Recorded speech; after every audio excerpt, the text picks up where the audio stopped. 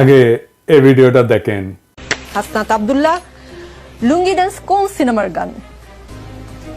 এটা ইন্ডিয়ান একটা ভারতীয় ফিল্মের খুব সম্ভবত এটা গান, লুঙ্গি ডান্স। খুব সম্ভবত, আমি নিশ্চিত না, কারণ আমি গানটা শুনেছি কিন্তু কখনো দেখার সুযোগ হয়নি বা দেখিনি। গতকাল রাতে ধানমন্ডি 32-এর আশেপাশে শুনেননি? গতকাল এই বিষয়টি এসেছে, মানে শুনেছি। দেখুন, বঙ্গবন্ধু একটি মীমাংসিত সত্য এবং মীমাংসিত বিষয় ইতিহাসে। আমি প্রশ্নটা ছিল শুনেছেন, শুনেননি? হ্যাঁ, আমি শুনেছি, আমার হলেও শুনেছি এবং ঢাকা বিশ্ববিদ্যালয়ে আমি শুনেছি এবং সেটিকে ডিজোন করার কোনো সুযোগ নেই। আমার প্রশ্ন শুধু অতটুকুই ছিল, শুনেছেন অথবা শুনেননি। জি, আমি একটু বলছি, লুঙ্গি ডান্স হচ্ছে চেন্নাই এক্সপ্রেসের সিনেমার গান। এটা 2013 সালে মুক্তি পেয়েছে সিনেমাটি, এবং এই গানটিতে কণ্ঠ দিয়েছেন হানি সিং নামে একজন গায়ক, এবং এই গানটি রজনীকান্তকে ট্রিবিউট করে এই গানটি করা। মানে তারা তাদের সিনিয়র অভিনেতাদেরও এতটাই সম্মান দেন যে এইরকম একটা বড় সিনেমায় শুধুমাত্র তাকে ট্রিবিউট করে একটি গান করা হয়েছে। এখন আপনাকে প্রশ্ন করতে চাই, গতকাল রাতে ধানমন্ডিতে যারা লুঙ্গি ডান্স করেছেন তারা কারা? আমি এখানে তৃতীয় কোন পক্ষ এমন কেউ করেছে আমরা করিনি, ষড়যন্ত্রের গন্ধ, গত 15 বছর এগুলো আমি শুনেছি। হাসনাত আব্দুল্লাহ, বেশ শুনেছি। রাত 1টা-2টা থেকে এই গান শুরু হয়। আমাদের সংবাদকর্মী ছিলেন সেখানে 2-3 ঘন্টা বা তারও বেশি সময় ধরে চলে। এতক্ষণ পর্যন্ত আপনাদের কানে খবরটি যায়নি এবং আপনারা এসে সেটা থামানোর চেষ্টা করেননি। এইটা কি আসলে আমাকে বিশ্বাস করতে বলেন? মাইয়ার খুব লাগিছে লুঙ্গি ডান্স নিয়ে দেখতেছি। দাঁড়াও মাইয়া, তোমার ড্যাডির লুঙ্গি খুলে দিচ্ছি, আসো। লুঙ্গি ডান্স কেন দেওয়া যাবি না? শেখ মুজিবকে খুব বেশি বুঝে গেছো না?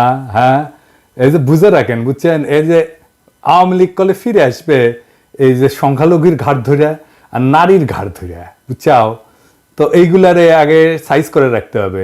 আচ্ছা, আর একটা জিনিস একটু দেখে নেই, ধানমন্ডি 32 নম্বরের 2 পাশে ব্যারিকেডকে দিছে সেনাবাহিনী নাকি স্বরাষ্ট্র মন্ত্রণালয়? সিদ্ধান্তটা কার? মানে আমার জানা দরকার আর কি, কুরকুরানিটা কার? সুপুর নাকি উপদেষ্টার? 32 নম্বরকে প্রোটেকশন দেওয়া যাবে না, সোজা হিসাব। 32 নম্বরের সাথে আমাদের সকল বোঝাপড়া শেষ হয় নাই। যে ব্যারিকেড বসাইছেন সেটা সরান। ভালো করে কইতেছি, ব্যারিকেড না সরাইলে কিন্তু মহাবিপদে পড়বেন। লাঠিগুলি টিয়ার গ্যাস দিয়ে বিপদ ঠেকাইতে পারবেন না। কি বিপদে পড়বেন ভিডিওর শেষে কমুনি। ধানমন্ডি 32 নম্বরের সাথে আমাদের হিসাব আছে। ওই বিল্ডিং এর প্রত্যেকটা ইট জনগণ খুলে নেবে, তারপরে ওই বিল্ডিং এর মুক্তি। জনগণের সাথে ফয়সালা শেষ। অনেকে কইতেছেন মুজিবের কি কোনোই ভূমিকা নাই? থাকবে না কেন? হাসিনার মতো একটা রাক্ষসী জন্ম দিছে।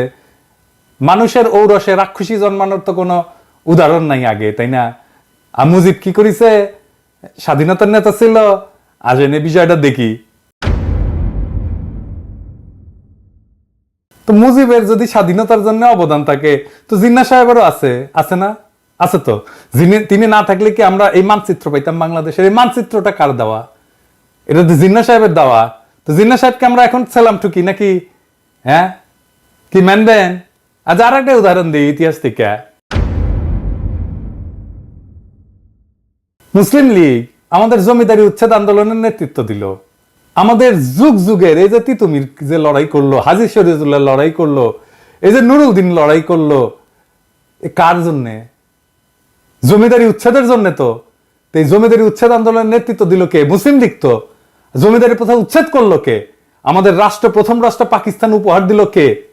মুসলিম লীগ। তো আমাদের পূর্ববঙ্গের সব রাজনৈতিক নেতৃত্ব করতো মুসলিম লীগ। মৌলানা ভাসানী বলেন, শেখ মুজিব বলেন, শেরে বাংলা বলেন, সবাই কে না? এই মুসলিম লীগ তারপরে ক্ষমতায় যায় জনগণের বিরুদ্ধে দাঁড়ায় মুসলিম লীগ নিশ্চিহ্ন হয়ে যায় নাই? আমরা কি এখন মুসলিম লীগের নামে জয়ধ্বনি দেই, জয়গান করি? মুসলিম লীগের নামে করি না। এত গৌরবজনক অর্জন থাকা সত্ত্বেও তো কেন করি না? তাইলে ওটার জবাব দেন আগে। আচ্ছা, আর একটা এক্সাম্পল দেই ইতিহাস থেকে। বাংলায় বর্গিরা আসতো, জানেন তো? ওই যে খোকা ঘুমালো পাড়া জুলালো, বর্গি এলো দেশে, বুলবুলিতে ধান খেয়েছে, খাজনা দেবো কিসে? 1741 সাল থেকে মারাঠারা বাংলায় আক্রমণ করে লুটতরাজ, ধর্ষণ, কি না কি, খুন খারাপি, এই সমস্ত চালাইতে থাকে। পরবর্তী দীর্ঘ 10 বছর ধরে মারাঠাদের এই আক্রমণ চলতে থাকে। এরাই হইতেছে সেই বর্গি যাদের কথা আমি বলছি আগের এপিসোডে। সে অংশটা দেখান এডিটর সাহেব, গঙ্গারামের কবিতা সহ। সবাই পালাই গেছে বর্গি আসার খবরে। তারপরে গঙ্গারাম লিখতেছে, এই মতে সব লোক পলাইয়া যাইতে আচম্বিতে বর্গি গেরিল আইসার সাথে।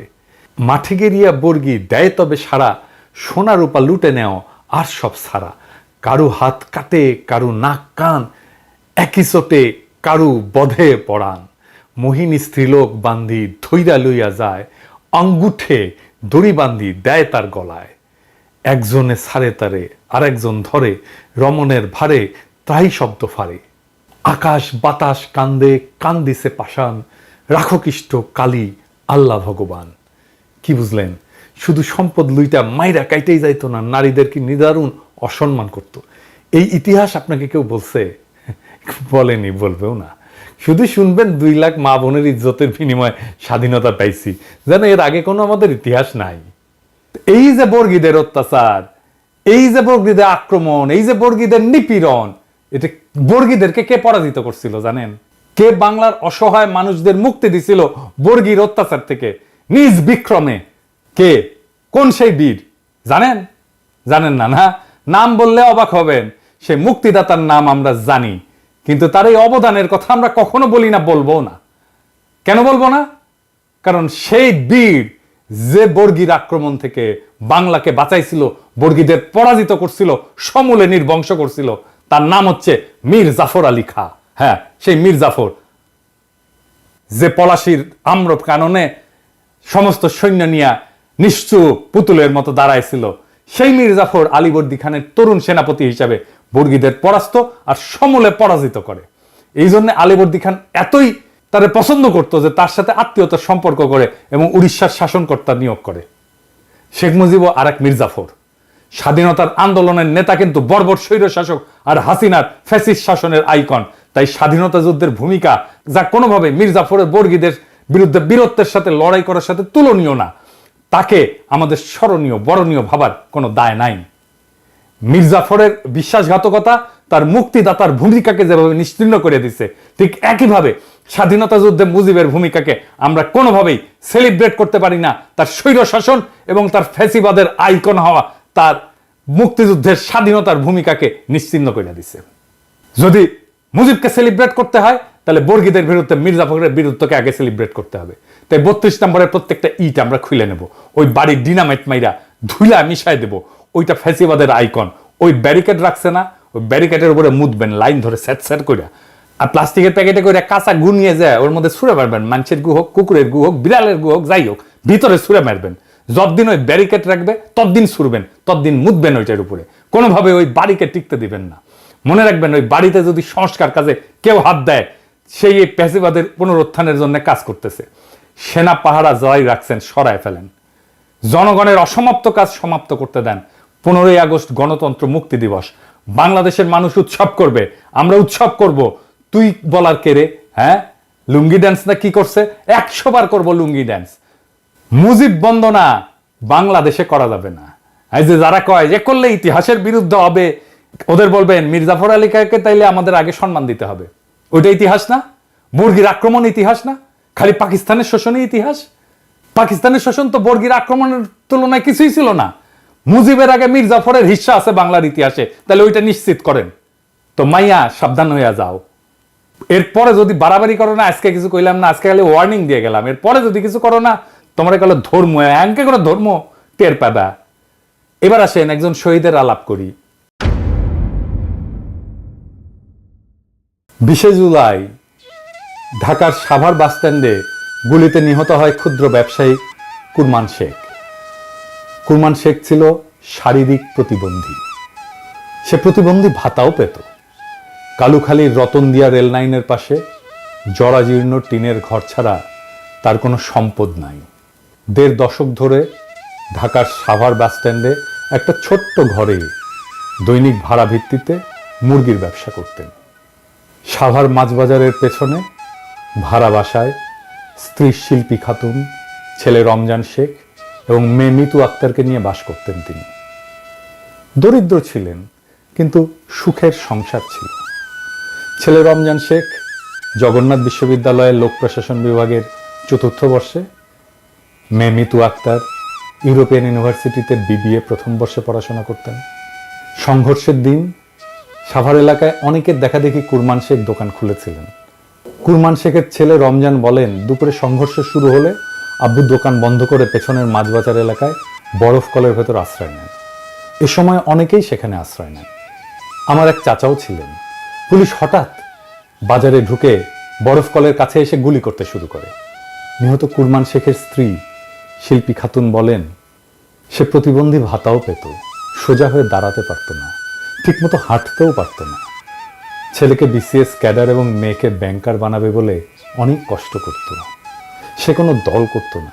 আমার স্বামী হাত জোর করে পুলিশের কাছে বলেছিল, স্যার আমি অসুস্থ, ব্যবসা করে খাই, আমারে গুলি কইরেন না। এরপর গুলি করে হত্যা করে পুলিশ কুরমান শেখকে নির্বিকারভাবে।